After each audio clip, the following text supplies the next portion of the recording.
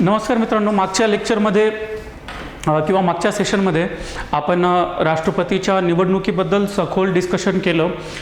Single transferable vote म्हणा किंवा मराठीत ज्याला आपण एकल संक्रमणीय पद्धत ती काय असते, प्रत्यक्ष निवडणूक कशी असते आणि तो जो फॉर्म्युला जो आहे तो एकदम पद्धतशीर समजून घेण्याचा आपण प्रयत्न केला आणि बाकी काही आर्टिकल्स वगैरेवर पण चर्चा केली. तर आता हा चार्ट तुम्हाला लक्ष्मीकांतमध्ये दिसून येईल. आता हा चार्ट दिसल्यावर इथे एक 5 मिनिटात मला काय करायचं आहे की या चार्टच्या अनुषंगाने अभ्यास कसा करायचा है ना. हा मूर्खासारखं पूर्ण चार्ट पाठ करत बसायचं का काहीतरी गोष्टींकडे अटेन्शन द्यायचं. साधारणतः सगळे देताच, पण तरी बघूया कशा प्रकारे करता येईल. बघा, 1952 आणि 57 पहिले 2 इलेक्शन डॉक्टर राजेंद्र प्रसाद, म्हणजे डॉक्टर राजेंद्र प्रसाद 10 वर्ष प्रेसिडेंट राहिलेले आहेत. पण त्याच्या पलीकडे जाऊन आपल्याला एक गोष्ट माहिती आहे मित्रांनो, 26 जानेवारी 1950लाच राजेंद्र प्रसाद यांना राष्ट्रपतीमधून निवडून दिलं होतं. म्हणजे 1952ला इलेक्शन होण्याच्या 2 वर्ष आधीच राजेंद्र प्रसाद हे प्रेसिडेंट होते. मग त्यांच्या काळात राधाकृष्णन व्हाईस प्रेसिडेंट होते, ते आता प्रेसिडेंट झाले. ठीक आहे. मग आता इथे तुम्हाला दिसतं बघा 67 ते 69 दिसते का. म्हणजे काय होतंय, इथे डॉक्टर झाकीर हुसेन जे आहेत ते 2च वर्षासाठी प्रेसिडेंट राहिलेले आहेत. करेक्ट. मग 2च वर्षांसाठी राहिले तर आपल्याला ती गोष्ट लक्षात ठेवायला पाहिजे. मग राजेंद्र प्रसाद यांच्या विरोधात सेकंड इलेक्शनला NN दास थांबले होते आणि त्यांना 0.4% मतं मिळालेली आहेत. म्हणजे सगळ्यात जास्त मेजॉरिटीने इलेक्शन इथे तुम्ही पूर्ण अभ्यास केला तर 99.35. आयोग असा प्रश्न विचारू शकतं का की सगळ्यात जास्त मेजॉरिटीने कोण इलेक्शन जिंकलेलं आहे, तर 1957ला राजेंद्र प्रसाद. आता झाकीर हुसेन बघा तुम्ही 69 ते 74, 74 ते 77 फखरुद्दीन अली अहमद. म्हणजे काय, फखरुद्दीन अली अहमद 3 वर्ष प्रेसिडेंट म्हणून राहिलेले आहेत. हे 2 वर्ष राहिलेत, नंतर त्यांचा मृत्यू झाला. मग VV गिरी उपराष्ट्रपती होते. VV गिरी मग राष्ट्रपतीच्या इलेक्शनला कंटेस्ट करायचं म्हणून उपराष्ट्रपती पदाचा त्यांनी राजीनामा दिला आणि तेव्हा जस्टिस हिदायतुल्ला हे जे चीफ जस्टिस होते त्यांनी राष्ट्रपती पदाचा कार्यभार पाहिला. आपण मागच्या इलेक्शनमध्ये हीच गोष्ट डिस्कस केली होती. मग त्याच्यानंतर आले नीलम संजीव रेड्डी 1977. इथे लक्षात द्या अनअपोज्ड, म्हणजे आता हे तुम्हाला लक्षात ठेवावं लागणार आहे. नीलम संजीव रेड्डी अनअपोज्ड. इथे बघा फक्त एकटेच दिसत आहेत. म्हणजे असा प्रश्न विचारला जाईल का की अनअपोज्ड कुणी आहेत, नीलम संजीव रेड्डी, असा विचारला पण गेलेला आहे. मग त्याच्यानंतर ज्ञानी झैल सिंग आहेत. इझी आहे, ज्ञानी झैल सिंग राजीव गांधी यांना त्यांनी प्रधानमंत्री बनवलं होतं. इंदिरा गांधींची हत्या झाली आणि लगेच राजीव गांधींना त्यांनी प्रधानमंत्री बनवलं होतं, त्यामुळे त्या काळात ज्ञानी झैल सिंग होते. मग त्यांच्यानंतर 87ला आले R व्यंकटरमण. मग 92ला शंकर दयाल शर्मा. आता शंकर दयाल शर्मा जे आहेत ना ते राष्ट्रपती, उपराष्ट्रपती, मुख्यमंत्री, राज्यपाल सगळ्याच पदावर राहून बसलेले आहेत. मग त्याच्यानंतर आलेत KR नारायणन. KR नारायणन यांच्या विरोधात TN शेषन. लक्षात ठेवा, TN शेषन मुख्य निवडणूक अधिकारी होते आणि 1990-92ला काहीतरी, आणि त्या काळात त्यांनी निवडणुकीमध्ये फार जास्त रिफॉर्म्स घडून आणले होते. कोड ऑफ कॉन्डक्ट वगैरे ते चांगलं इम्प्लिमेंटेशन करणं आणि निवडणुकी जास्तीत जास्त फेअर करणं, जे बूथ कॅप्चरिंग वगैरेचे प्रकार होते त्याच्यावर पण त्यांनी विशेष लक्ष दिलं होतं. आणि KR नारायणन जे आहेत ना ते पहिले दलित राष्ट्रपती आहेत. हे पण लक्षात ठेवा, पहिले दलित राष्ट्रपती 1997ला KR नारायणन झाले होते. मग APJ अब्दुल कलाम हे लक्ष्मी सेहगल यांना हरवलं होतं. APJ अब्दुल कलामांनी 2002ला ते राष्ट्रपती झाले. मग प्रतिभाताई पाटील 2007ला राष्ट्रपती झाले. इथे मग लक्षात ठेवा की प्रतिभाताई पाटील या पहिल्या महिला राष्ट्रपती आहेत. करेक्ट, पहिल्या महिला राष्ट्रपती, आणि त्या महाराष्ट्राच्या होत्या. मग प्रणब मुखर्जी 2012ला झाले आपल्याला माहिती आहे. आणि रामनाथ कोविंद हे 2017ला राष्ट्रपती झालेले आहेत आणि 2022ला ते आता पुढचं इलेक्शन होईल पण. आणि हे रामनाथ कोविंद दुसरे दलित राष्ट्रपती आहेत असं आपण बोलू शकतो. मग ह्याच्यामध्ये काय काय लक्षात ठेवायचं, ठीक आहे. मग रामनाथ कोविंद आहेत. मग इथे झाकीर हुसेन जे आहेत हे 2 वर्ष राहिलेत, फखरुद्दीन अली अहमद आहेत 3 वर्ष राहिलेत, बाकीचे सगळे 5-5 वर्ष राहिलेले आहेत. मग आयोगाने असा एक प्रश्न विचारलेला होता की सगळ्यात कमी टाईमसाठी कोण राष्ट्रपती राहिलेले आहेत? झाकीर हुसेन राहिलेले आहेत. मग फखरुद्दीन अली अहमद पण 3 वर्षात, म्हणजे पदावर असताना या दोघांचा मृत्यू झाला. काय लक्षात ठेवायचं? ठीक आहे, हां, जे 2 मुस्लिम राष्ट्रपती होते ते पदावर असताना मेले. अब्दुल कलाम यांनी मात्र पूर्ण केलं, पण ते आपल्याला सगळ्यांना माहितीच आहे की त्यांचे 5 वर्ष पूर्ण झाले होते. आत्ता मागच्या काही वर्षापूर्वी त्यांचं निधन झालं. ठीक आहे, मग हे झालं. ह्याच्या पलीकडे काय लक्षात ठेवायचं?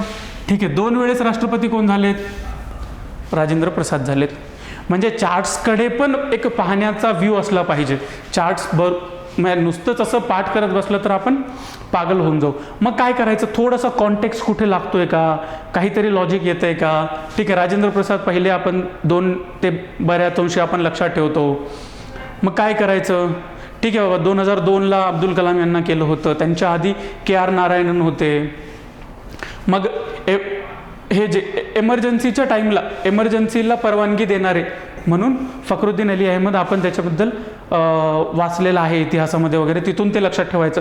कॉन्टेक्स्ट बनवायचं, त्या कॉन्टेक्स्टला जोडायचं आणि मेमरी ब्लॉकमध्ये ती माहिती ठेवायची. ज्ञानी झैल सिंग आपण चर्चा केली, इंदिरा गांधीचं निधन झालं, राजीव गांधींना बनवलं, त्यामुळे मग आपल्याला लक्षात येईल की 1984ला ज्ञानी झैल सिंग राष्ट्रपती होते. मग त्यांच्यानंतर लगेच R व्यंकटरमण.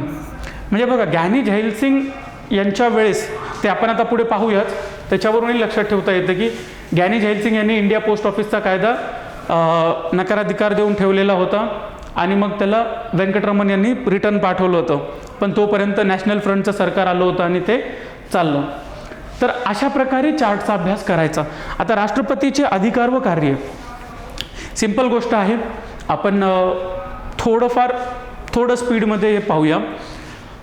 7 वेगवेगळ्या हेडिंग्समध्ये आपल्याला पाहायचं आहे. कार्यकारी अधिकार, कायदेविषयक अधिकार, वित्तीय अधिकार, न्यायिक अधिकार, परराष्ट्रविषयक अधिकार, लष्करी आणि आणीबाणी विषयक अधिकार. आता कार्यकारी अधिकार म्हणजे काय? गव्हर्नमेंट ऑफ इंडियाचं, भारत सरकारचं प्रत्येक काम हे राष्ट्रपतीच्या नावाखाली चालतं.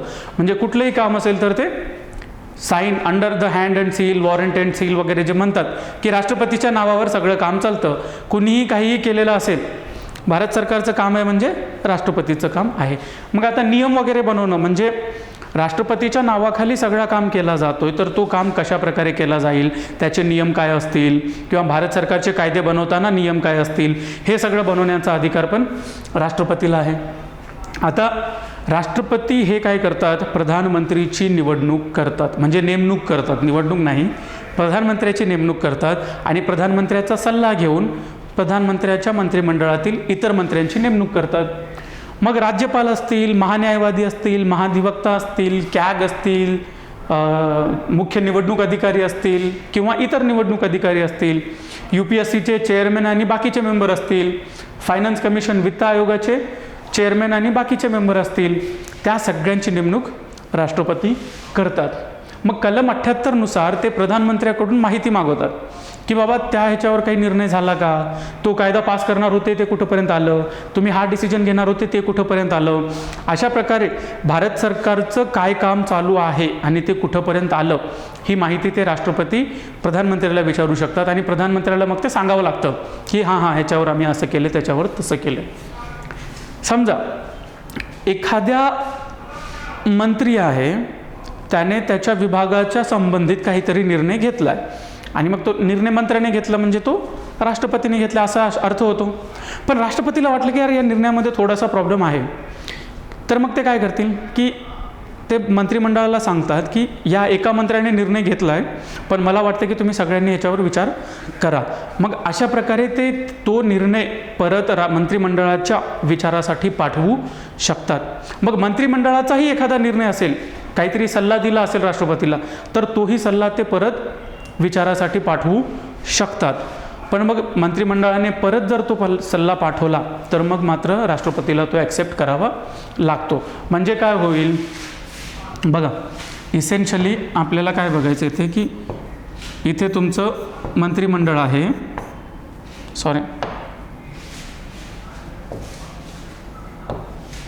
इथे मंत्रिमंडळ आहे आणि मंत्रिमंडळ काय करते, निर्णय घेतला आणि तो राष्ट्रपतीकडे पाठवला.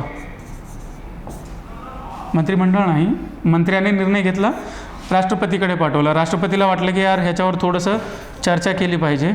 मग मंत्रिमंडळाने ह्याच्यावर चर्चा केली आणि तो निर्णय परत राष्ट्रपतीकडे पाठवला. तर मग मात्र राष्ट्रपतीला तो निर्णय ॲक्सेप्ट करावाच लागतो.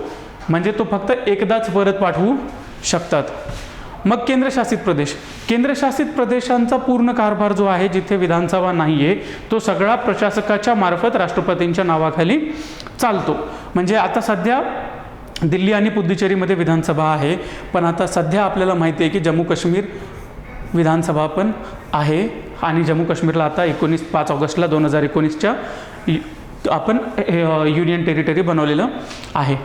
मग 5वं आणि 6वं शेड्यूल माहिती आहे आपल्याला. 5वं शेड्यूलमध्ये 10 राज्यातला काही एरियाला आदिवासी बहुल जो एरिया आहे त्याला आपण अनुसूचित क्षेत्र म्हणतो. आणि 6व्या शेड्यूलमध्ये आसाम, मेघालय, त्रिपुरा आणि मिझोराम मे, त्रिमी या एरियामधील आदिवासी एरिया असतील. तर कुठला एरिया शेड्यूल्ड एरिया असेल, कुठला एरिया ट्रायबल एरिया असेल, त्याची जी बाउंड्री आहे, त्याचा जो व्याप आहे, क्षेत्रफळ जे आहे ते ठरवण्याचा अधिकार राष्ट्रपतीला आहे. मग आंतरराज्य परिषद कलम 263 नुसार आंतरराज्य परिषद बसवण्याचा अधिकार राष्ट्रपतीला आहे. मग आहे तुमचं SC, ST, OBC जे आयोग आहेत. मग national commission for SC, national commission for ST किंवा आता OBCचा जो आयोग आहे, माझ्या मते 102वी घटना दुरुस्ती जी आहे त्याच्यानुसार OBCचा जो national commission for backward classes त्याला पण आता संविधानिक दर्जा दिलेला आहे. त्यांचे मेंबर्स आणि अध्यक्ष वगैरे सगळ्यांचं नेमणूक राष्ट्रपतीच करतात. मग हे झाले कार्यकारी अधिकार. मग झाले कायदेविषयक अधिकार, म्हणजे काय, कायदे बनवण्याचे अधिकार. मग काय बघा इथे तुम्हाला दिसतंय संसदेचं अधिवेशन बोलावणं. मग संसदेचं अधिवेशन या तारखेपासून त्या तारखेपर्यंत चालेल, काय करणार काय नाही ते सगळं सांगणं.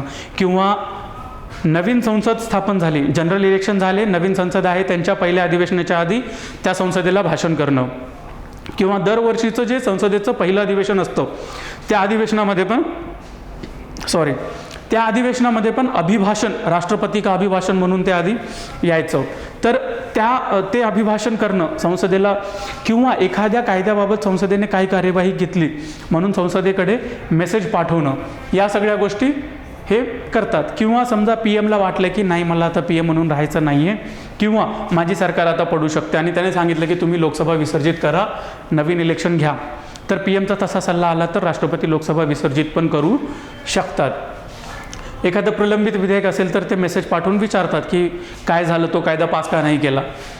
मग समजा लोकसभेचं अध्यक्ष आणि उपाध्यक्ष दोन्ही पदं रिक्त असतील तर मग राष्ट्रपती काय करतात, लोकसभेतील एका मेंबरला म्हणतात की तात्पुरत्या स्वरूपासाठी तू संसदेचा या लोकसभेच्या अध्यक्षाच्या जागेवर बस आणि कार्यकाळ पूर्ण पाहून घे. किंवा राज्यसभेचंही चेअरमॅन म्हणजे उपराष्ट्रपती आणि डेप्युटी चेअरमॅन हे दोन्ही पदं जर रिकामे असतील तर ते काय करतील, राज्यसभेच्या एका सदस्याला त्या राज्यसभेच्या अध्यक्षस्थानी बसवतात आणि त्याला म्हणतात की कामकाज तुमचं तात्पुरत्या स्वरूपासाठी तुम्ही ॲज अ अध्यक्ष म्हणून पाहून घ्या. त्यांची नेमणूक होत नाही, ते उपराष्ट्रपती बनत नाहीत, फक्त तात्पुरत्या स्वरूपासाठी त्यांना ठेवू शकतात.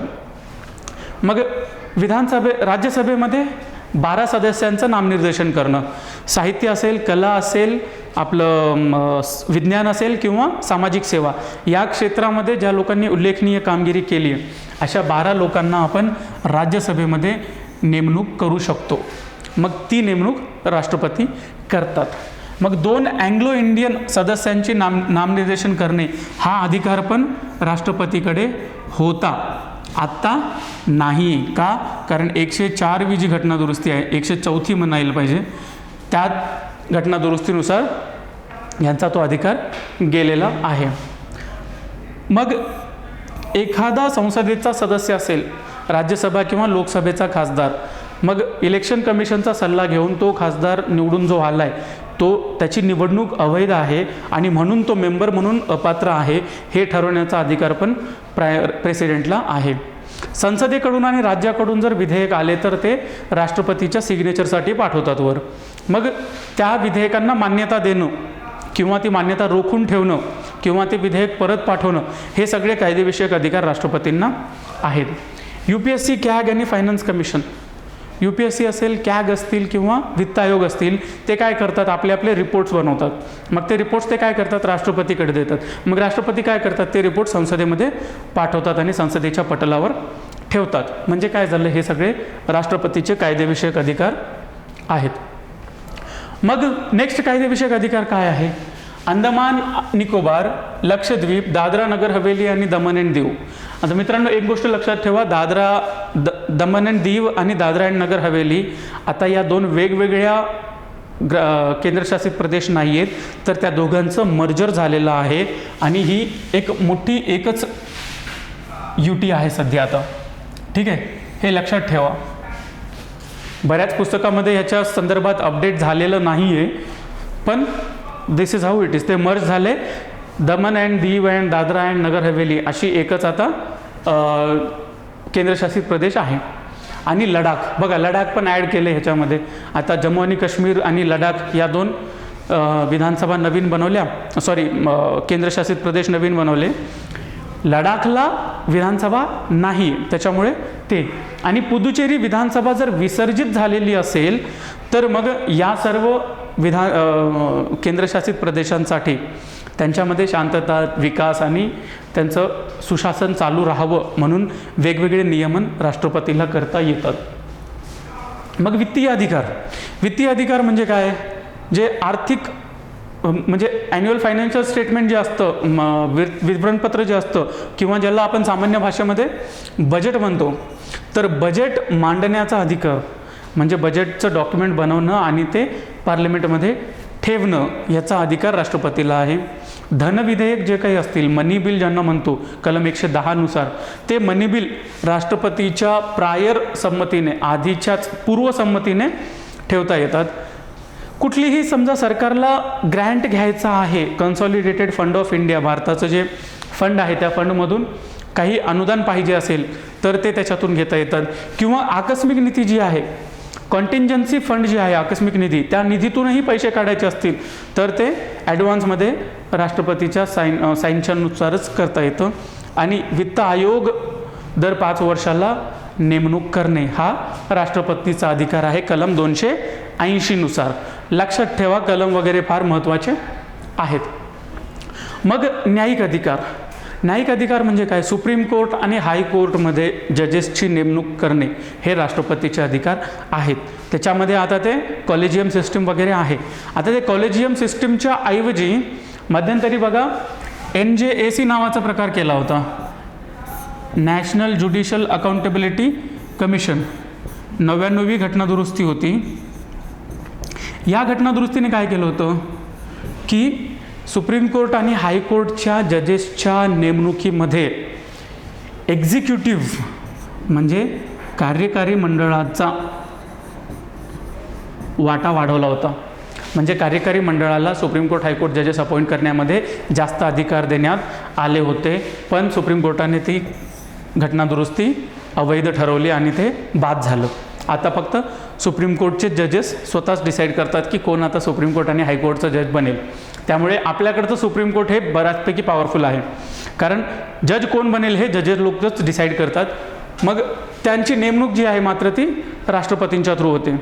मग कलम 143 जे आहे घटनेचं, त्याच्यानुसार एखाद्या कायद्याच्या किंवा कायदेविषयक किंवा वस्तुस्थितीविषयक एखादा प्रश्न निर्माण झाला असेल तर त्या प्रश्नाबद्दल राष्ट्रपती सुप्रीम कोर्टाला विचारू शकतात की अरे हे आम्हाला असं करायचं आहे, हा कायदा पास करायचा आहे है ना, किंवा ही घटना दुरुस्ती करायची आहे, किंवा हे रिझर्वेशन द्यायचं आहे.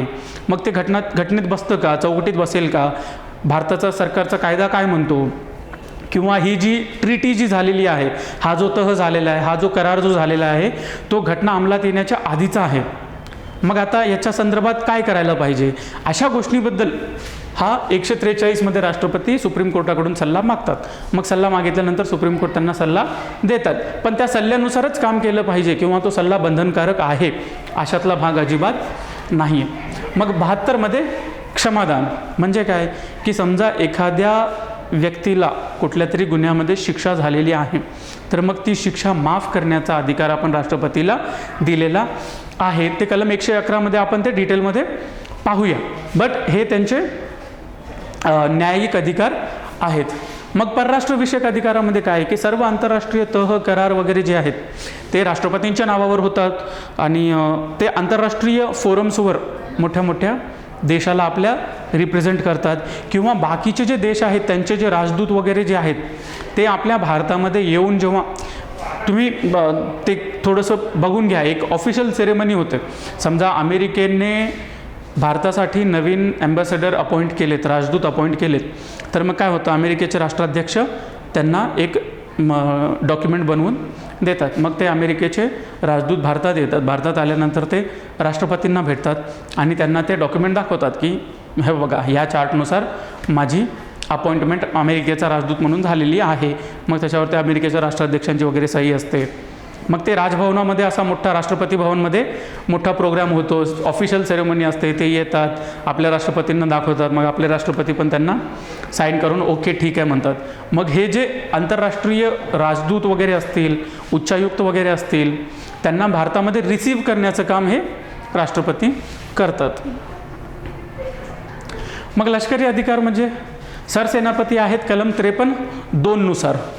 कोणतं कलम?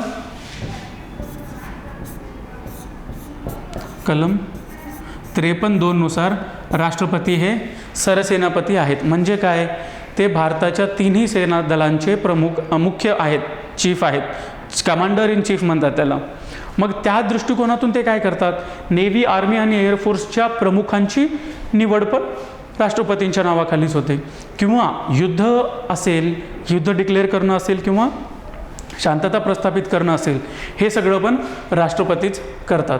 मग आणीबाणीविषयक अधिकारामध्ये काय, 352, 56 आणि 60. 352 राष्ट्रीय आणीबाणी, 356 राष्ट्रपती रूल जे असतं राज्य सरकारामध्ये, राष्ट्रपती राजवट ज्याला म्हणतो, आणि 360 वित्तीय आणीबाणी. या सर्व प्रकारच्या आणीबाणी डिक्लेअर करणं किंवा त्या मागे घेणं, हे सगळे अधिकार राष्ट्रपतीला असतात. मग ह्याच्या पलीकडे आता बघा, आता एवढे सगळे जे आपण 7 वेगवेगळ्या हेडिंगमध्ये जे अधिकार पाहिलेत, तर हे सगळे अधिकार राष्ट्रपती करतात. राष्ट्रपतींना अधिकार आहे म्हणजे कुणाला आहे, म्हणजे हे सर्व अधिकार राष्ट्रपतींच्या नावाखाली प्रधानमंत्री आणि त्यांचं मंत्रिमंडळ एक्सरसाइज करतं. ॲक्च्युली नाव यांचं आहे पण ते काम सगळे हे करतात. युद्ध डिक्लेअर करायचा अधिकार राष्ट्रपतीला आहे म्हणजे राष्ट्रपतींच्या नावाखाली होतं, पण ॲक्च्युअली युद्ध डिक्लेअर कोण करतात, प्रधानमंत्री करतात. त्याच्यामुळे काय म्हणतो आपण, राष्ट्रपतीला रबर स्टॅम्प राष्ट्रपती म्हणतात. मग आता आर्टिकल 111 राष्ट्रपतींना नकाराधिकार आहे. म्हणजे काय, 111 ते नो नो नो म्हणतात. ठीक आहे, अशा प्रकारे.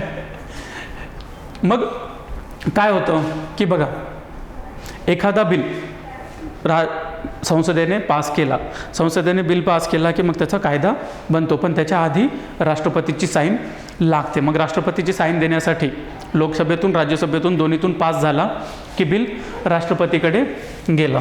मग राष्ट्रपतीकडे आल्यावर काय करतं राष्ट्रपतीकडे 3 ऑप्शन आहेत. एक तर ते संमती देतात.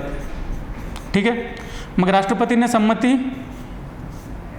दिली की तो कायदा बनतो, विषय संपला.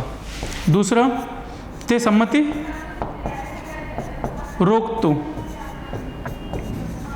म्हणजे काय, राष्ट्रपती नकाराधिकार देऊन टाकतं, ते संमतीच देत नाही. मग हे संमती रोखण्याचे वेगवेगळे प्रकार आहेत. मग ते कोणते कोणते प्रकार आहेत ते आपण डिटेलमध्ये पाहूया. मग तिसरं काय आहे, ते बिल परत पाठवतात. म्हणजे काय, संसदेने कायदा पास केला आणि साईन करण्यासाठी राष्ट्रपतीला पाठवला. राष्ट्रपतीने संमती दिली, त्याचा कायदा बनला, मॅटर फिनिश झाला.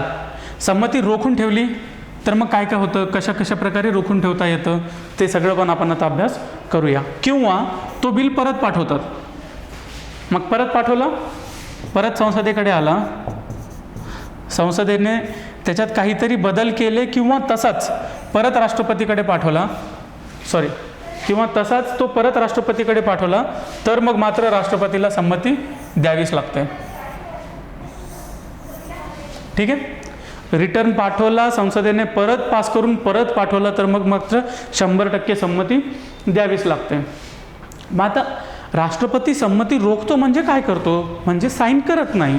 मग साईन करत नाही तर मग हे रोखण्याचे वेगवेगळे प्रकार आहेत. कोणते कोणते प्रकार आहेत? ॲब्सोल्यूट वेटो म्हणतात त्याला. वेटो हा लॅटिन भाषेतली शब्द आहे. वेटो म्हणजे प्रतिबंध करणे, रोखून ठेवणं. ॲब्सोल्यूट वेटो म्हणजे काय की राष्ट्रपती काय करतात, समजा एखादं खाजगी विधेयक असेल, म्हणजे प्रायव्हेट मेंबरचं बिल असेल, म्हणजे संसदेमध्ये 2 प्रकारचे मेंबर असतात. एक असे मेंबर जे मंत्री आहेत, ठीक आहे. मग सरकारचं बिझनेस असतं कायदे बनवणं, करेक्ट. मग सरकार काय करतं, सरकार कायदे वगैरे आपापल्या मंत्र्यांच्या थ्रू संसदेत मांडतं आणि ते कायदे पास होतात. पण बऱ्याच वेळा काय होतं की संसदेतला एखादा हुशार जर खासदार असेल तर ते स्वतःचं बिल लिहून स्वतः पण ते संसदेच्या पटलावर ठेवतात. ॲक्च्युअली ते मान्य पण करायला पाहिजे, पण बऱ्याच वेळा काय होतं की सरकार ते बिल मान्य करत नाहीत, किंवा समजा कधी मान्य झालंच आणि ते वर गेलं तर मग त्याचा ॲब्सोल्यूट वेटो होऊ शकतो. मान्यतेपूर्वी समजा मंत्रिमंडळ आहे, मंत्रिमंडळाने एक कायदा संसदेत पास करून घेतला. आज किती आहे, समजा आज 8 ऑगस्ट आहे. 8 ऑगस्टला संसदेतून कायदा पास झाला, राष्ट्रपतीकडे पाठवला. 9 ऑगस्टला हे मंत्रिमंडळाने राजीनामा देऊन टाकला आणि 10 ऑगस्टला तो राष्ट्रपती भवनामध्ये कायदा आला. आता राष्ट्रपती साईन करतील का त्याच्यावर? नाही करणार, कारण ज्या मंत्रिमंडळाने पाठवला त्या मंत्रिमंडळानेच राजीनामा दिला आहे ना. मग राष्ट्रपती म्हणतात की ठीक आहे, चला याला साईडला करा, आता नवीन जे सरकार येईल त्यांचं काय करतात ते पाहूया. मग बघा, हा ॲब्सोल्यूट वेटो कधीतरी पास झाला होता का? हे जे पेप्सू विधेयक जे आहे, पटियाला अँड ईस्ट पंजाब वगैरे म्हणून जे राज्य होतं आधी, पंजाब पूर्ण असं पंजाब हरियाणा हिमाचल बनण्याच्या आधीचं राज्य, तर राष्ट्रपती राजेंद्र प्रसाद होते. 1954मध्ये पेप्सूचा एक कायदा पेप्सू राज्याबद्दल राष्ट्रपतींच्या पुढे मांडण्यात आला होता. पण तो कायदा जेव्हा बनवला तेव्हा पेप्सूमध्ये राष्ट्रपती राजवट होते, म्हणून तो कायदा बनवला. पण कायदा बनवून जेव्हा राष्ट्रपतींकडे आला, राजेंद्र प्रसादांकडे, तोपर्यंत मात्र तिकडची राष्ट्रपती राजवट गेली होती. मग राजेंद्र प्रसाद म्हटले की आता राष्ट्रपती राजवटच गेली तर मग कशाला आता याच्यावर साईन करायची, आणि त्यांनी तिथे मग ॲब्सोल्यूट वेटोचा वापर केला. किंवा 1991ला आर व्यंकटरमण जेव्हा राष्ट्रपती होते, बघा 87ला आर व्यंकटरमण राष्ट्रपती होते, 87 ते 92 पर्यंत, करेक्ट. मग 91ला जेव्हा ते पगार व भत्ते विधेयक नॅशनल फ्रंट सरकारने त्यांच्याकडे पाठवला होता की संसदेचे जे खासदार आहेत त्यांच्या पगाराबद्दलचा तो बिल होता. असा बिल पास झाला आणि त्याच दिवशी संध्याकाळी का दुसऱ्या दिवशी त्यांचा राजीनामा आला आणि त्यांच्या विरोधात ते सरकार पडलं. मग ते आर व्यंकटरमणांनी त्याच्यावर ॲब्सोल्यूट वेटोचा एक्सरसाइज केला. दुसरा आहे पॉकेट वेटो.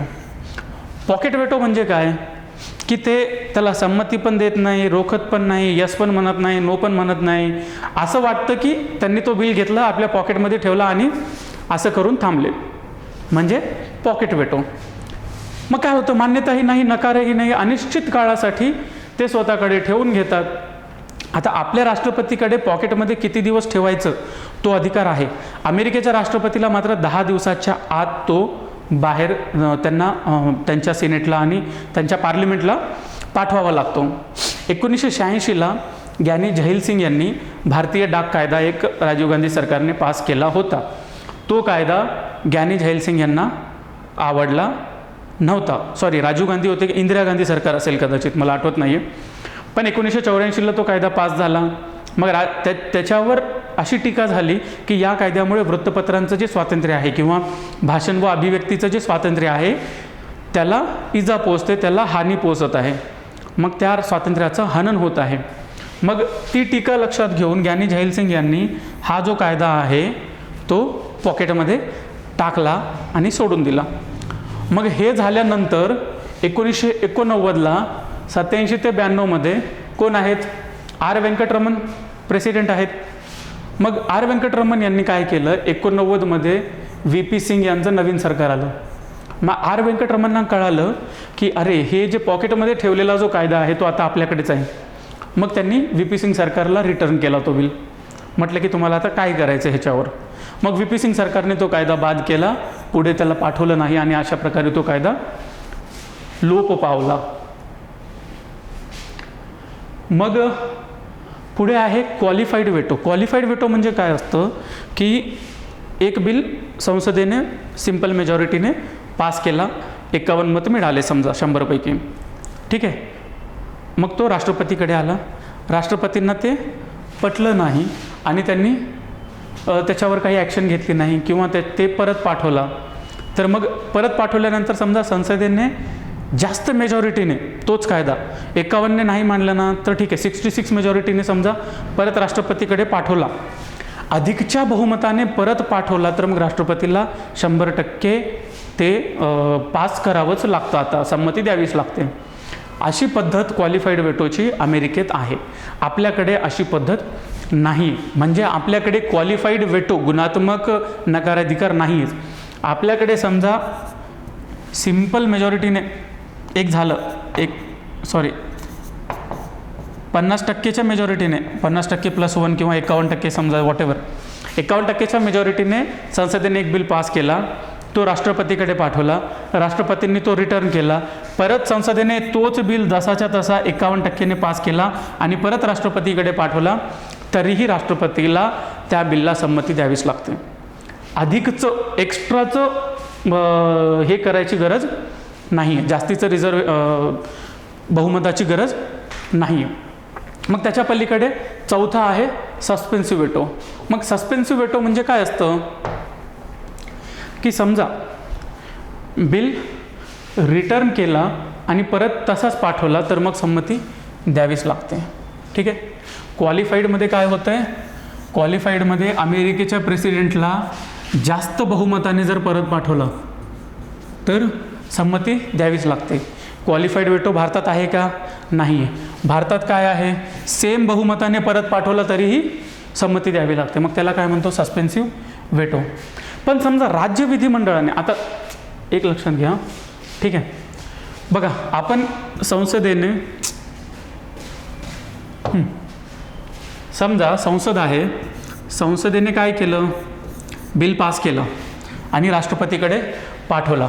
राष्ट्रपतीकडे 3 गोष्टी आहेत, तो संमती देतो किंवा संमती रोखतो किंवा संमती रोखण्याऐवजी बिल रिटर्न करतो, ठीक आहे. राष्ट्रपतीकडे हे 3 अधिकार आहेत. अशाच प्रकारे राज्यपालाकडे राज्य कायद्यांच्या बाबतीत काय काय अधिकार आहेत, तो पण संमती देतो, संमती रोखतो किंवा बिल रिटर्न करतो आणि ह्याच्याकडे एक चौथा अधिकार आहे, तो बिल राष्ट्रपतीच्या विचाराकरिता की हा बिल राष्ट्रपतीकडे पाठवून राष्ट्रपतीने त्याच्यावर काहीतरी डिसिजन घ्यावा म्हणून राष्ट्रपतीसाठी रिझर्व करतो. म्हणजे काय बघा, राज्यपालाकडे हे 4 अधिकार आहेत. मग राष्ट्रपतीकडे रिझर्व ठेवलेला बिल परत राष्ट्रपतीकडे येतो आणि राष्ट्रपतीकडे परत हे 3 अधिकार आहेत. राज्य कायद्याचा बिल आहे, राज्य विधिमंडळाने पास केला, राज्यपालाकडे पाठवला, राज्यपालाने तो बिल राष्ट्रपतीसाठी रिझर्व ठेवला. मग राष्ट्रपतीसाठी रिझर्व ठेवला म्हणजे बिल राष्ट्रपतीच्या ऑफिसमध्ये आला. मग राष्ट्रपतीने काय केलं, हे आणि हे करण्याऐवजी परत रिटर्न केला. रिटर्न केल्यावर हा बिल परत राज्यपालाकडे आला, राज्यपालाने परत विधिमंडळाकडे पाठवला, विधिमंडळाने परत पाठवला, परत रिझर्व केला, तर मात्र राष्ट्रपतीवर तो कंपल्सरी नाही आहे. म्हणजे थोडक्यात काय,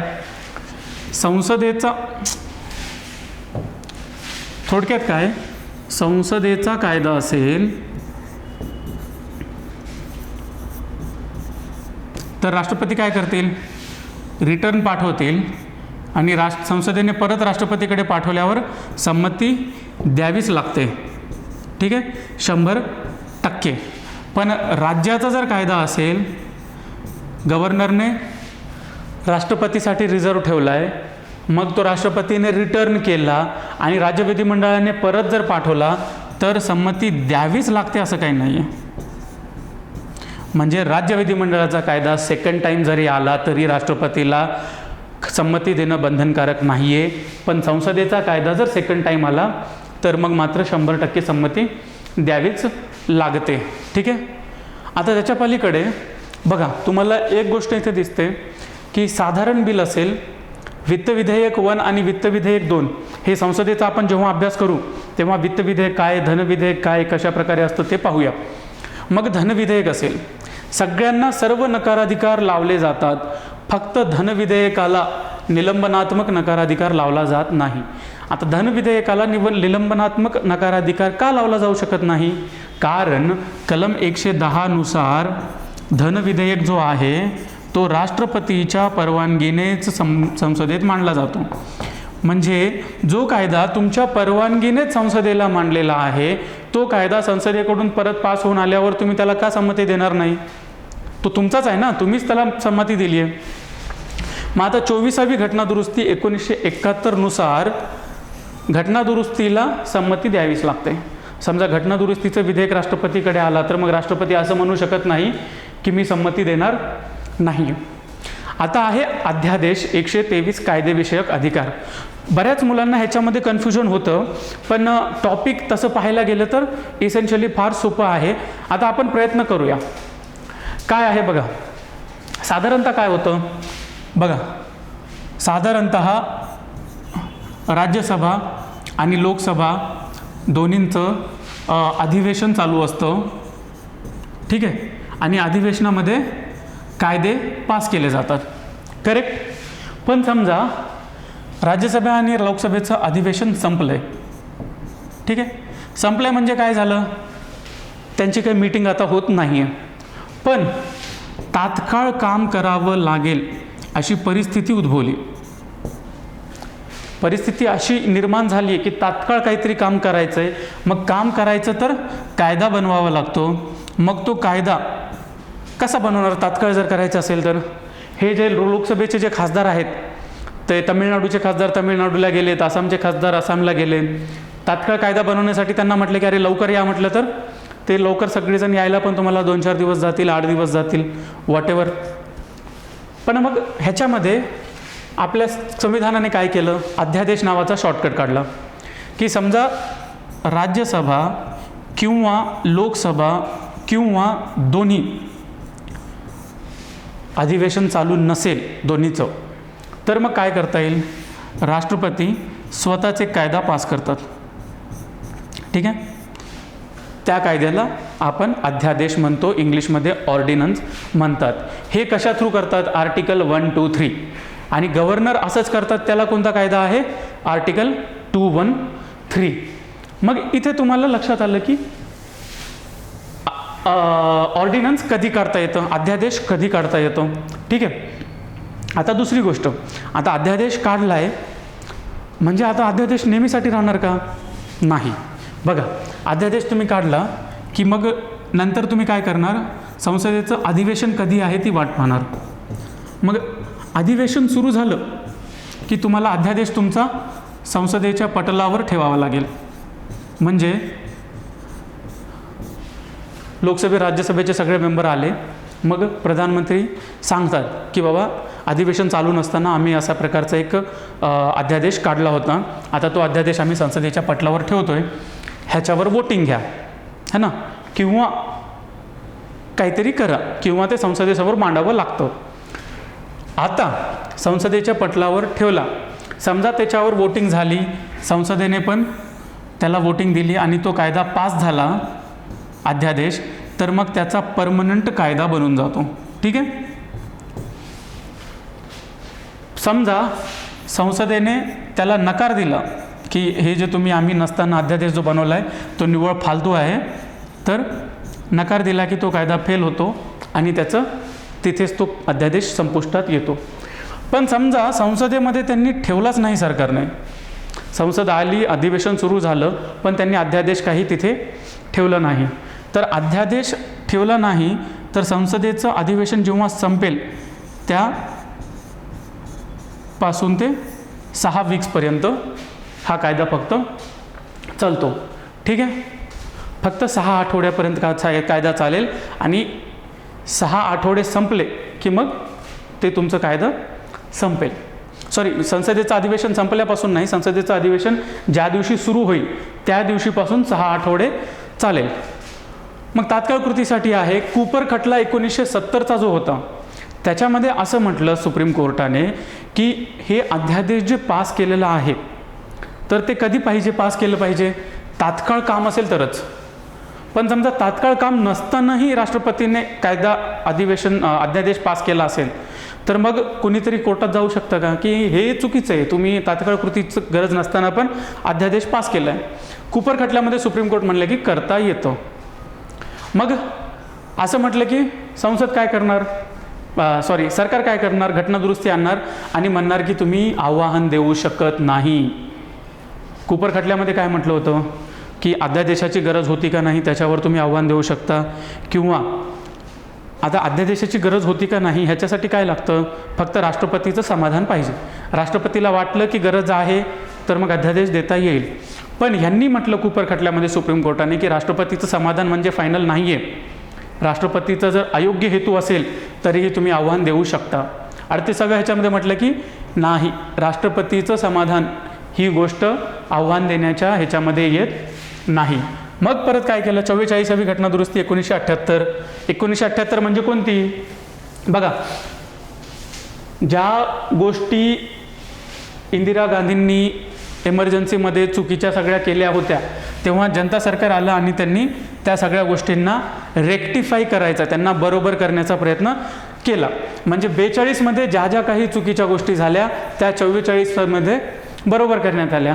आता ही 38मध्ये ही जी चुकीची गोष्ट जी झाली, आव्हान देता येणार नाही, त्याला 44व्या घटनादुरुस्तीमध्ये त्यांनी म्हटलं की अध्यादेश काढण्यासाठी जी परिस्थिती आहे ती योग्य आहे का नाही याबद्दलचं राष्ट्रपतीचं जे समाधान आहे त्या समाधानाला आव्हान देता येतं.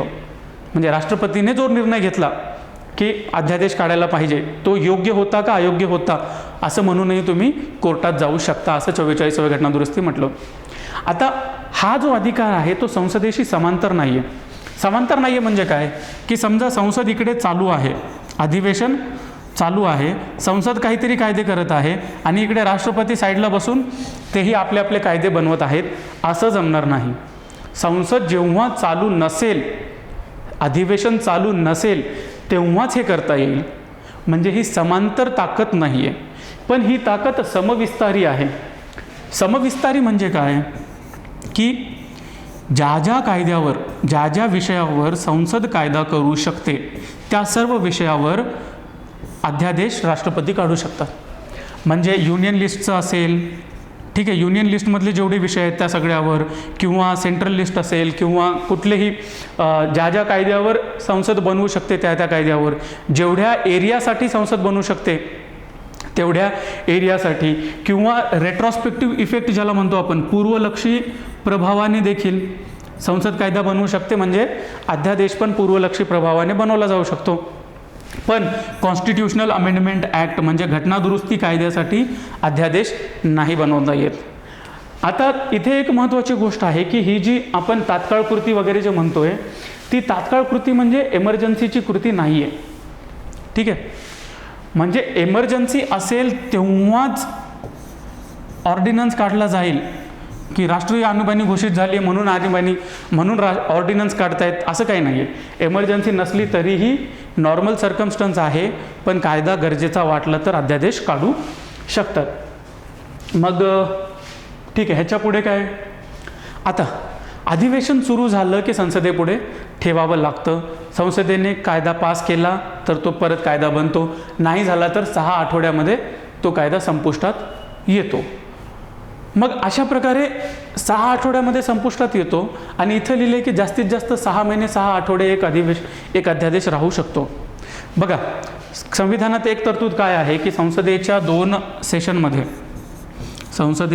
सेशनमध्ये 6 महिन्यापेक्षा जास्त अंतर नसावं, ठीक आहे. म्हणजे काय झालं, समजा 15 मार्चला एक सेशन संपला, ठीक आहे. सेशन संपला, 15 मार्चच्या संध्याकाळी सरकारने काय केलं, अध्यादेश पास केलं, करेक्ट.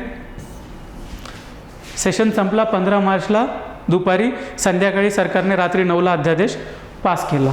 आता मार्चपासून एप्रिल, मे, जून, जुलै, ऑगस्ट, सप्टेंबर. 15 सप्टेंबरला कुठल्याही परिस्थितीत संसदेचं अधिवेशन घेणं सरकारवर भाग आहे. हे नाही घेतलं तर जमणारच नाही, कारण संविधानात तशी तरतूद केलेली आहे. म्हणजे काय झालं, हा जो 15 मार्चला अध्यादेश चालू केला आहे तो 15 सप्टेंबरपर्यंत चालला. इथे झाले 6 महिने. ठीक आहे. हे जे अधिवेशन होतं ते अधिवेशन सुरू झालं आणि तिथून 6 आठवडे आपला अध्यादेश चालतो. म्हणजे काय झालं, ते 6 महिने आणि वरचे इथले 6 आठवडे. मॅक्सिमम 6 महिने 6 आठवडे कंटिन्युअसली हा अध्यादेश चालू शकतो. पण आता भारत देश आहे. बऱ्याच वेळा काय केलं जातं, म्हणजे 1967 ते 81 पर्यंत बिहार सरकारने 256 अध्यादेश केले होते. त्यांनी कायदेमंडळात कायदाच मांडलं नाही, ते फक्त अध्यादेशच काढायचे. 1-2 दिवसाचे अधिवेशन घ्यायचे, अधिवेशन संपला की अध्यादेश. मग ते कसं करायचे, समजा ते काय करायचे की हां इथे बघा, अध्यादेश काढला. ठीक आहे. मग 6 महिन्यांनी, 4 महिन्यांनी, 5 महिन्यांनी अधिवेशन झालं. ठीक आहे. अधिवेशनात तो अध्यादेश मांडायचेच नाही. 2 दिवसाचं अधिवेशन राहायचं, 1 दिवसाचं राहायचं, 4 दिवसाचं राहायचं. अधिवेशन संपला की 6 आठवड्यांनी हा अध्यादेश संपुष्टात यायचा. करेक्ट. जसा संपुष्टात आला लगेच दुसऱ्या दिवशी परत तोच अध्यादेश गव्हर्नर पास करायचे. असं करून त्यांनी काही अध्यादेश 12-12, 10-10 वर्ष चालवले आहेत, 14 वर्ष चालवले आहेत. मग ते केस गेली सुप्रीम कोर्टामध्ये, DC वाधवा केस 1987. सुप्रीम कोर्ट म्हणले की अध्यादेश तुम्हाला तात्काळ ॲक्शन घ्यायची असेल, विशिष्ट परिस्थितीमध्ये, इमर्जन्सीमध्ये जर तुम्हाला काही घ्यायचं असेल तर त्याच्यासाठी आहे. तुम्ही हे जे खेळ चालवला आहे हा चुकीचा खेळ आहे आणि this is a fraud on the constitution. म्हणजे संविधानासोबत तुम्ही फ्रॉड करताय असं स्पष्ट मत सुप्रीम कोर्टाने त्या ह्याच्यामध्ये सांगितलं होतं. तर अशा प्रकारे आपलं 123 मधली जी ऑर्डिनन्स मेकिंग पॉवर आहे, कायदे अध्यादेश काढण्याची जी शक्ती आहे, अधिकार आहे राष्ट्रपतीचं, ते आपण पाहिलं. आता परत अध्यादेश राष्ट्रपती काढतात म्हणजे कोण काढतं, तर सरकार काढते. सरकार म्हणजे प्रधानमंत्री आणि त्यांचं मंत्रिमंडळ. आता 72 मध्ये क्षमादान म्हणजे काय, माफ करणं. म्हणजे काय की कुणाला तरी शिक्षा झाली, राष्ट्रपती काय म्हणतात, चल बेटा जा, तुझे माफ किया. मग इथे काय होतं बघा, राष्ट्रपती क्षमादान 3 केसेसमध्ये करू शकतात. कोणत्या केसेस आहेत, समजा एखाद्या व्यक्तीच्या विरोधात कोर्ट मार्शल झालं. कोर्ट मार्शल म्हणजे काय, आर्मीने ते केलं. आर्मीचं वेगळं त्यांचं इंटरनल न्यायालयीन सेटअप असतं, आर्मचे ट्रिब्युनल्स वगैरे पण असतात आर्मीचे. मग तिथून कोर्ट मार्शल केलं आणि त्याला काहीतरी शिक्षा झाली. मग अशा शिक्षेमध्ये क्षमादान करण्याचा अधिकार हा राष्ट्रपतींचा आहे. कळलं. कोर्ट मार्शल झालं तर राष्ट्रपती क्षमादान करू शकतात. दुसरी केस काय आहे, युनियन संघराज्याचा कायदा असेल, म्हणजे सेंट्रल गव्हर्नमेंटचा एखादा कायदा आहे, त्या कायद्यातून कुणाला तरी शिक्षा झाली.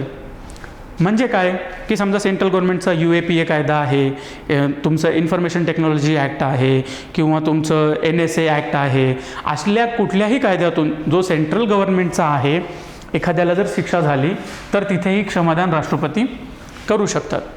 तिसरी केस कोणती आहे, समजा मृत्यूदंड असेल.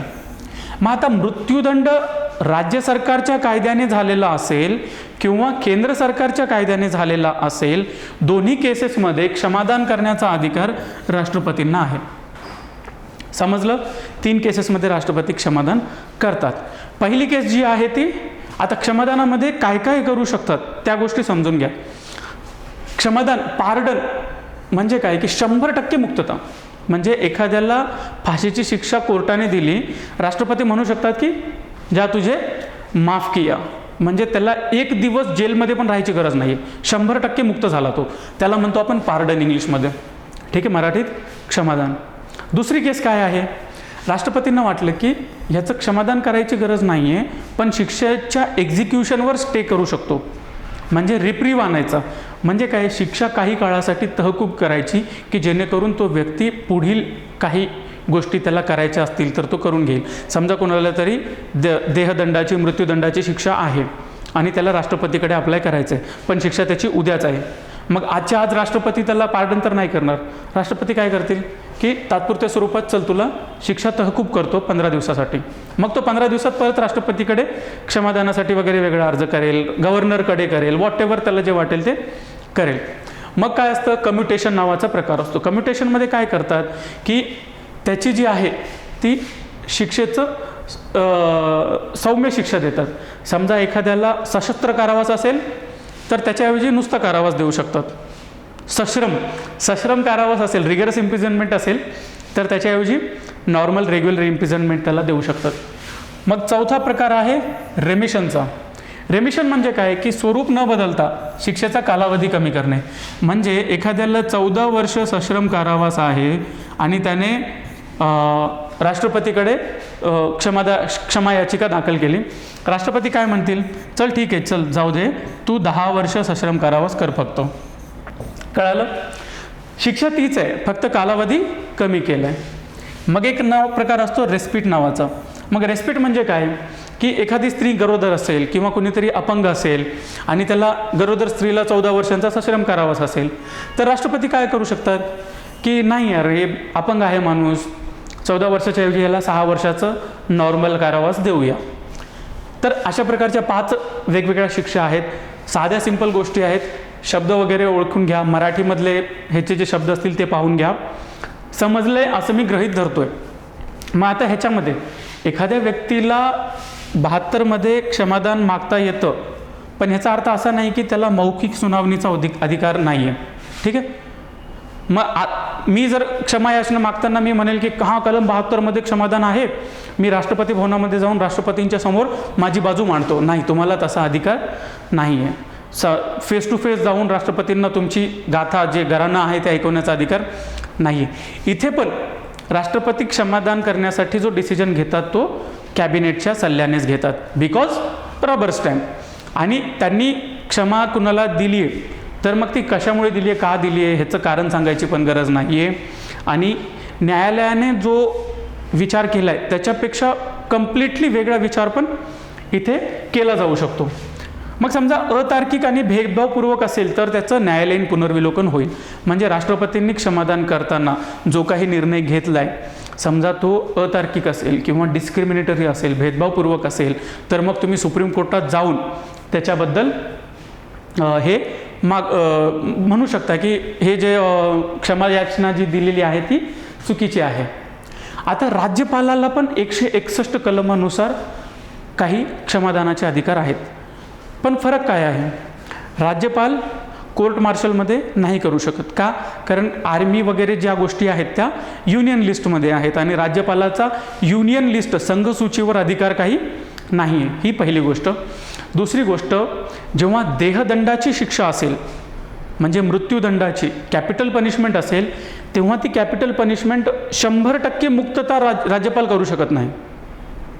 कॅपिटल पनिशमेंटला 20 वर्ष, 28 वर्ष, 34 वर्ष, 14 वर्ष अशी वेगळी कॅपिटल पनिशमेंटच्या ऐवजी दुसरी शिक्षा राज्यपाल देऊ शकतात. पण कॅपिटल पनिशमेंट झालेल्या व्यक्तीला 100% मुक्तता राज्यपाल करू शकत नाहीत.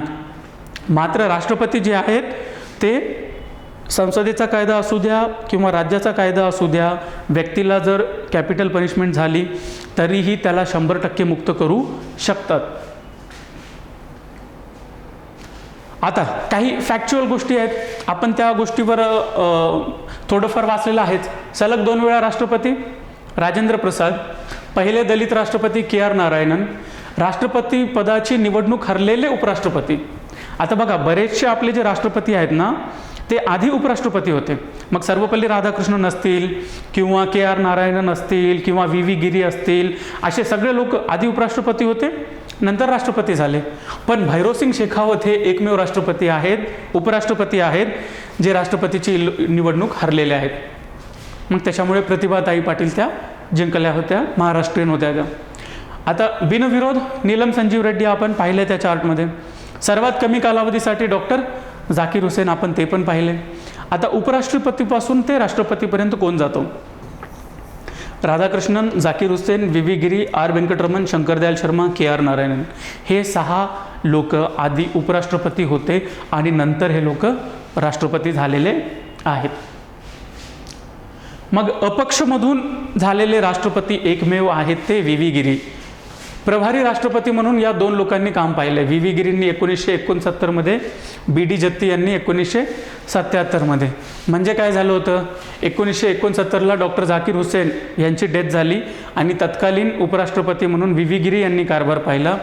आणि 77ला फखरुद्दीन अली अहमद यांची अवेळी निधन झालं आणि तेव्हाचे उपराष्ट्रपती बी डी जत्ती यांनी राष्ट्रपती म्हणून प्रभारी कामकाज पाहिलं.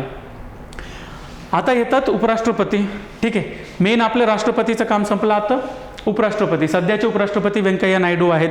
इथे परत तुम्हाला लिस्ट दिलेली आहे. या लिस्टचा पण तसाच अभ्यास आपल्याला करायचा आहे.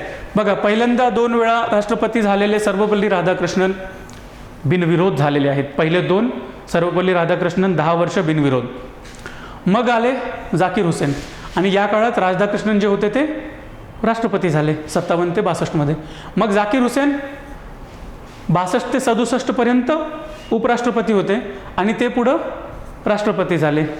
मग व्ही व्ही गिरी, झाकीर हुसेन मेले, प्रभारी राष्ट्रपती राहिले, मग नंतर इलेक्शनलाच थांबले आणि हे पण राष्ट्रपती झाले. मग व्ही व्ही गिरी राष्ट्रपती असताना जी एस पाठक उपराष्ट्रपती होते. मग बी डी जत्ती उपराष्ट्रपती होते. 77ला हंगामी राष्ट्रपती म्हणून त्यांनी काही वेळासाठी काम पाहिलं. मग 1979ला जस्टिस एम हिदायतुल्ला हे उपराष्ट्रपती होते. आर व्यंकटरमण 84 ते 87 पर्यंत होते. 87ला हे राष्ट्रपतीसाठी थांबले आणि राष्ट्रपती झाले. शंकर दयाल शर्मा पण राष्ट्रपती झाले. के आर नारायणन पण राष्ट्रपती झाले. कृष्णकांत सुरजित सिंग बर्नाला हे कृष्णकांत 5 वर्ष उपराष्ट्रपतीसाठी राहिले होते. भैरोसिंग शेखावत हे मात्र इलेक्शन हरलेले आहेत. मोहम्मद हामिद अन्सारी परत बघा तुम्ही 10 वर्षासाठी. हामिद अन्सारी 2007 पासून 17 पर्यंत उपराष्ट्रपती होते आणि सध्या व्यंकय्या नायडू आहेत. आता उपराष्ट्रपतीचं फार सिंपल आहे. उपराष्ट्रपतीचं पद जे आहे ते आर्टिकल 63 मध्ये लिहिलेलं आहे. आर्टिकल 64 मध्ये असं म्हटलं की उपराष्ट्रपती हा राज्यसभेचा पदसिद्ध सभापती असेल. म्हणजे काय की अमेरिकेतला उपराष्ट्रपती हा अमेरिकेच्या सेनेटचा चेअरमॅन असतो. मग त्याच्या अनुषंगाने आपण पण आपल्या उपराष्ट्रपतीला राज्यसभेचा चेअरमॅन बनवलं आहे.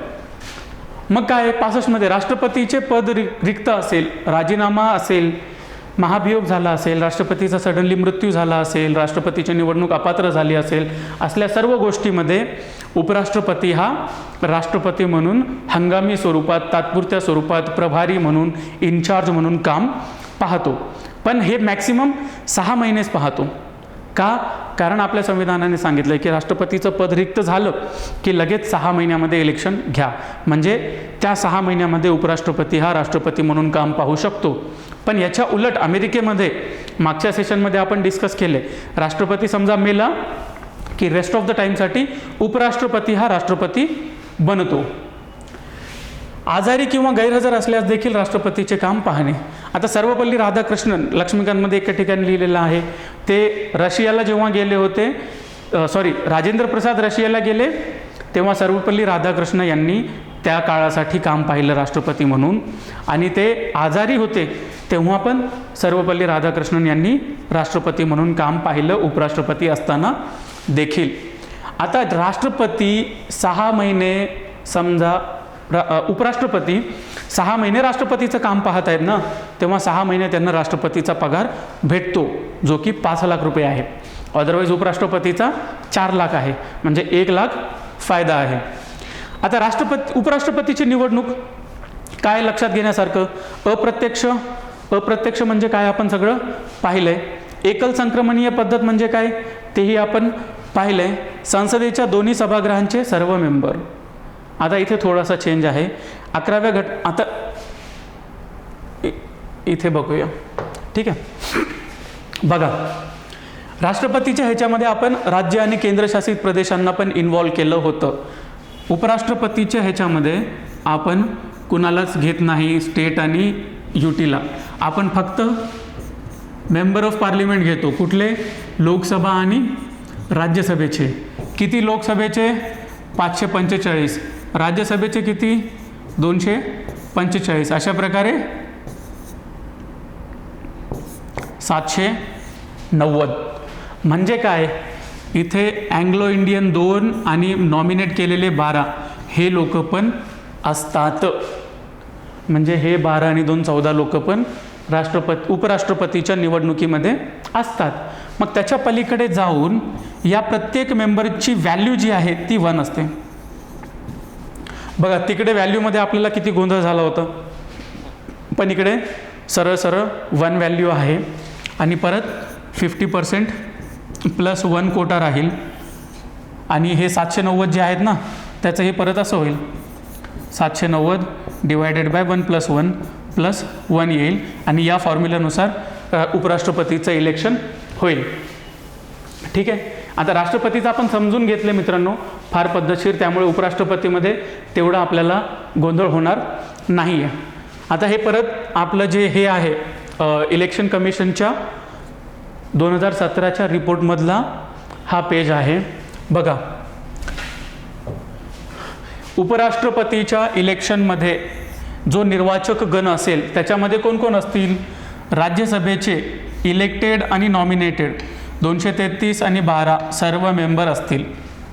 राष्ट्रपतीला नॉमिनेटेड नसतात पण उपराष्ट्रपतीला असतात. लोकसभेचे कोण कोण खासदार असतील? इलेक्टेड आणि नॉमिनेटेड 543 आणि 2. राष्ट्रपतीला नॉमिनेटेड नसतात, उपराष्ट्रपतीला असतात. अशा प्रकारे 790 निर्वाचक गणांची संख्या आहे. या प्रत्येक व्यक्तीच्या वोटला व्हॅल्यू एकच असते. ठीक आहे. आणि ह्यांची वोटिंग जी आहे ती अप्रत्यक्ष सिंगल ट्रान्सफरेबल वोट पद्धतीने होते. ठीक आहे. मग हे झालं 790 झालं. ओके.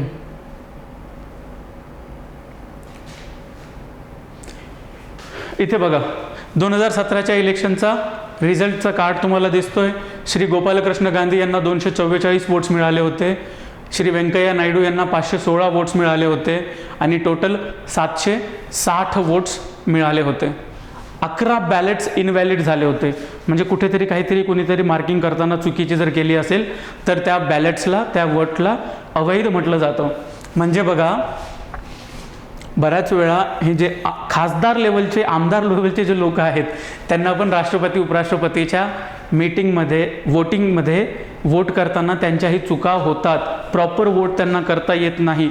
ॲक्च्युअली राष्ट्रपतीच्या इलेक्शनच्या आधी त्या पार्टीज आपल्या मेंबर्सला ट्रेनिंग देतात, एक वर्कशॉप देतात की अशा प्रकारे तुम्हाला वोटिंग करायचं असतं, अशा प्रकारे बॅलेट असतं. मग तुम्हाला तिथे ते कळालं 50% + 1 काढायचं आहे आपल्याला तिकडे पण. 790 पैकी 790 म्हणजे किती झालं? 700 म्हणजे 350, 395 काहीतरी येतं. 395 + 1 म्हणजे 396 ज्याला असतील तो 50% + 1 मध्ये गेला आणि तो उपराष्ट्रपती बनेल. परत आता सिंपल गोष्ट आहे, भारतीय नागरिक असला पाहिजे, 35 वर्ष असलं पाहिजे, राज्यसभेसाठी पात्र असलं पाहिजे. राष्ट्रपती मात्र लोकसभेसाठी पात्र असला पाहिजे, लाभाचे पद नसावे. आता हे जे 790 इलेक्टर्स आहेत, निर्वाचक गणचे जे सदस्य आहेत, त्या 790 पैकी 20 जणांनी त्याचं नाव प्रपोज केलं पाहिजे आणि बाकीच्या 20 जणांनी त्याचं नाव अनुमोदक म्हणून दिलं पाहिजे. तरच त्या व्यक्तीला उपराष्ट्रपती पदाच्या इलेक्शनसाठी थांबता येईल. ह्यालाही 15,000 रुपये RBIमध्ये किंवा इतर ठिकाणी भरावे लागतील. डिपॉझिट 1/6च्या पेक्षा कमी वोट मिळाले तर जप्त होऊन जातो. मग आता कालावधी, परत कालावधी 5 वर्षासाठीचा आहे. इलेक्शन लेट झालं तर 5 वर्षापेक्षा जास्त राहू शकतात. राजीनामा हे राष्ट्रपतीला देतात. आता इथे बघा, राष्ट्रपती त्यांचा राजीनामा उपराष्ट्रपतीला देतात, उपराष्ट्रपती त्यांचा राजीनामा राष्ट्रपतीला देतात.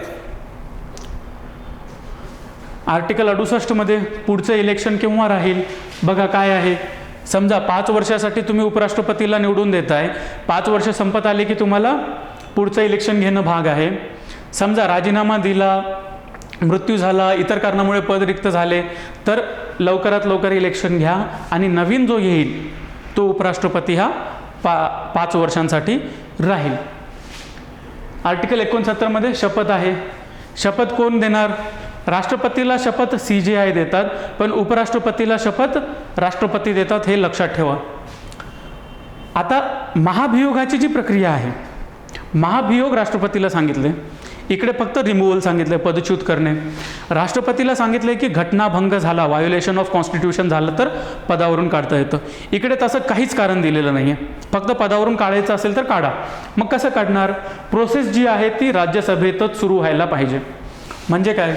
राज्यसभेच्या तेव्हाच्या सर्व सदस्यांनी बहुमताने पास केलेला ठराव, तेव्हाच्या सर्व सदस्यांनी, the then members of Rajya Sabha असा शब्दप्रयोग इंग्लिशमध्ये आहे. म्हणजे काय? इफेक्टिव्ह, प्रभावी मेजॉरिटी पाहिजे. एक सेकंड, आता आलंच आहे लक्षात, तर आपण काय करूया, मेजॉरिटी कोणत्या कोणत्या प्रकारची असते ते पाहून घेऊया. ठीक आहे. बघा तुमच्या the then members of effective majority म्हणजे काय असतं बघा. मेजॉरिटी तुमच्याकडे एक असेंब्ली आहे, त्या असेंब्लीमध्ये 100 मेंबर्स आहेत. म्हणजे एक तुमचं काउन्सिल आहे, असेंब्ली आहे, कुठल्याही प्रकारचं, तुमची पंचायत समिती, ZP वगैरे वॉटेवर. ठीक आहे. तिकडे 100 मेंबर्स आहेत. त्या 100 पैकी 4 मेंबर्स निवडणुकीत अपात्र राहिलेत, 2 मेंबरची डेथ झाली आणि 4 मेंबरनी राजीनामा दिलाय. ठीक आहे. म्हणजे याची सध्याची सदस्य संख्या किती झाली? 90 झाली. 4 आणि 2 6 आणि 4 10 हे सध्या नाही आहेत. ठीक आहे. तर मग आता तुमच्याकडे ना, आता तुमच्याकडे जेव्हा तुम्ही वोटिंग घेता, ठीक आहे, तेव्हा मेजॉरिटी तुम्हाला समजून घ्यायची. सगळ्यात बेसिक लेवलची मेजॉरिटी असते ऑर्डिनरी मेजॉरिटी, जिला आपण म्हणतो.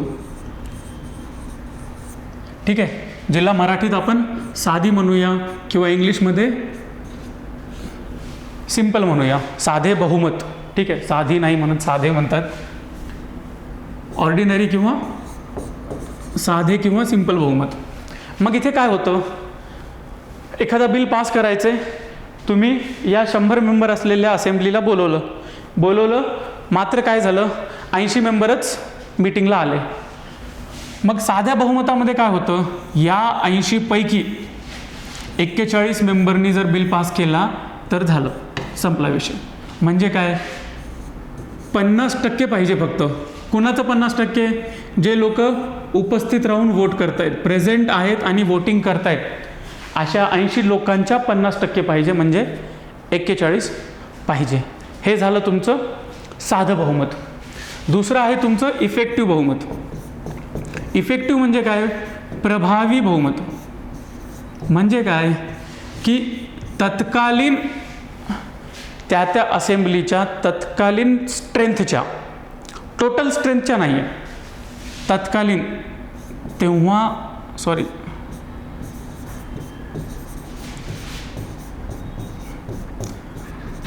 असतील तेवढे. म्हणजे काय, आता या असेंब्लीची टोटल स्ट्रेंथ 100 आहे, पण सध्या 90च मेंबर आहेत, राईट. मग इफेक्टिव्ह मेजॉरिटी म्हणजे काय होईल, 46 मेंबर आले की झालं.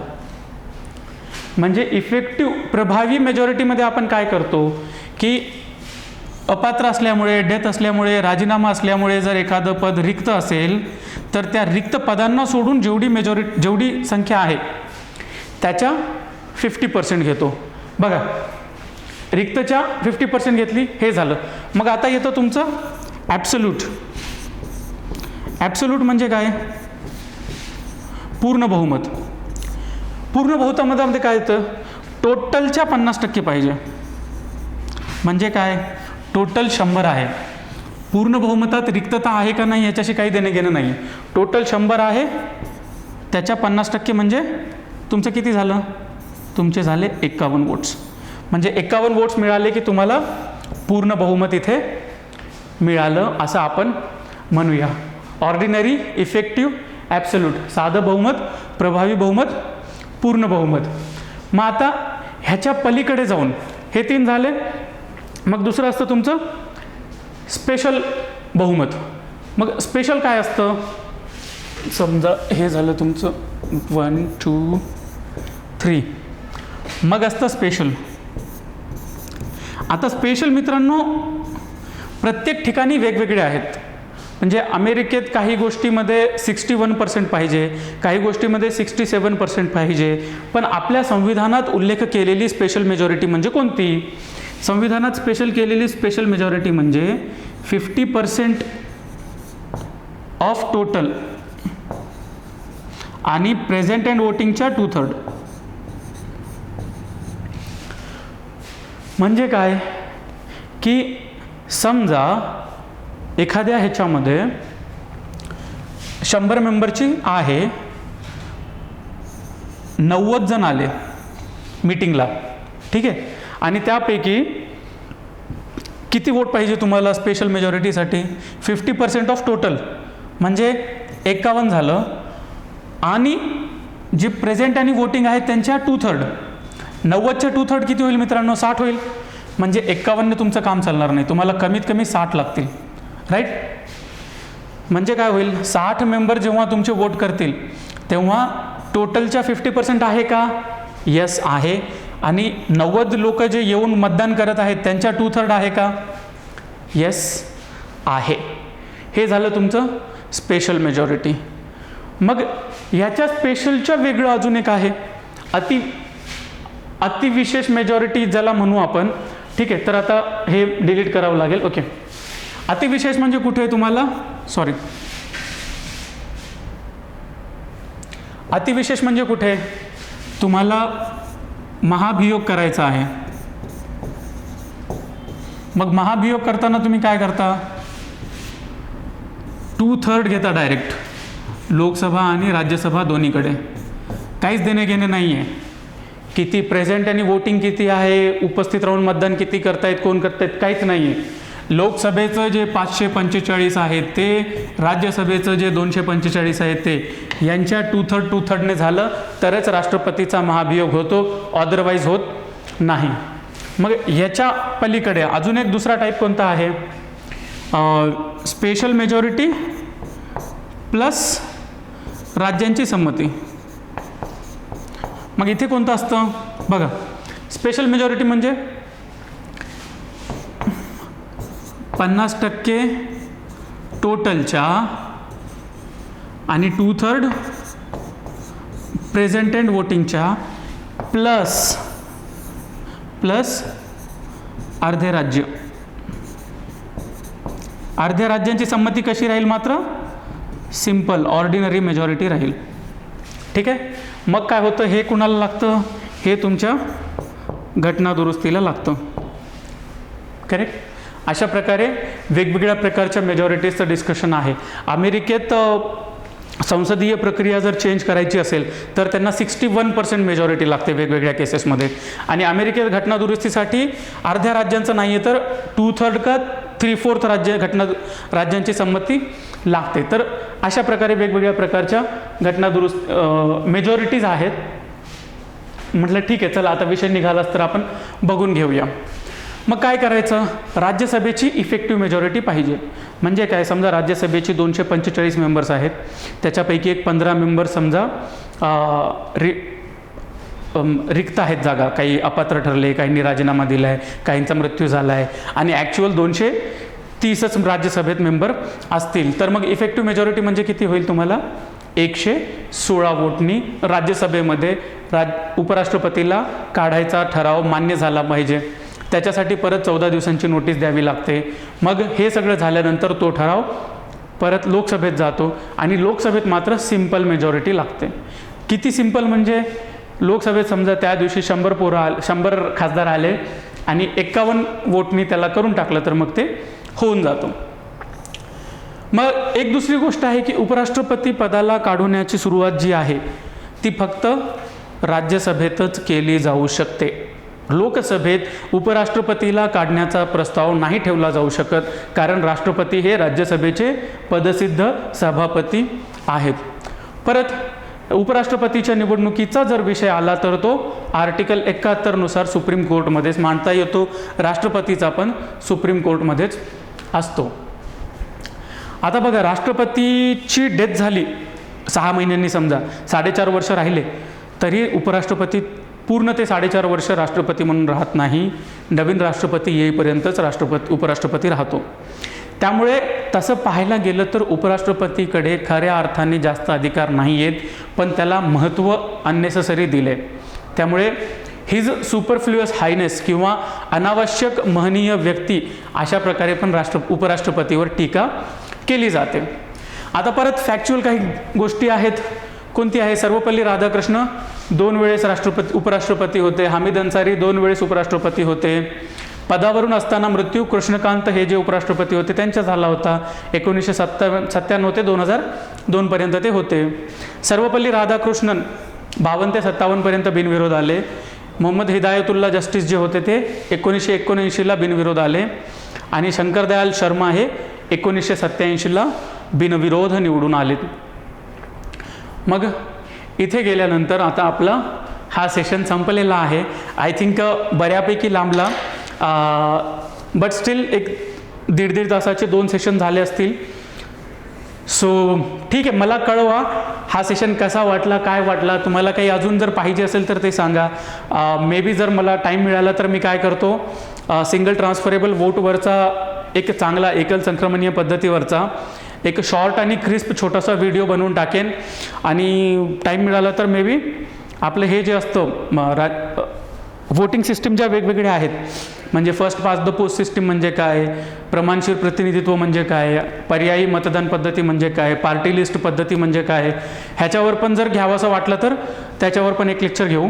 बट प्लीज हा व्हिडिओ कसा वाटला ते मला कळवा, जेणेकरून मला कळेल. जर तुम्ही कॉमेंट्स केल्या तर मला समजेल की मी जे करतोय ते बरोबर चालतंय का नाही आहे. तुम्हाला काही अजून नवीन वेगळं ॲडिशनल मटेरियल पाहिजे तर ते पण सांगा, त्याच्यावर पण व्हिडिओ करता येईल. Thank you very much.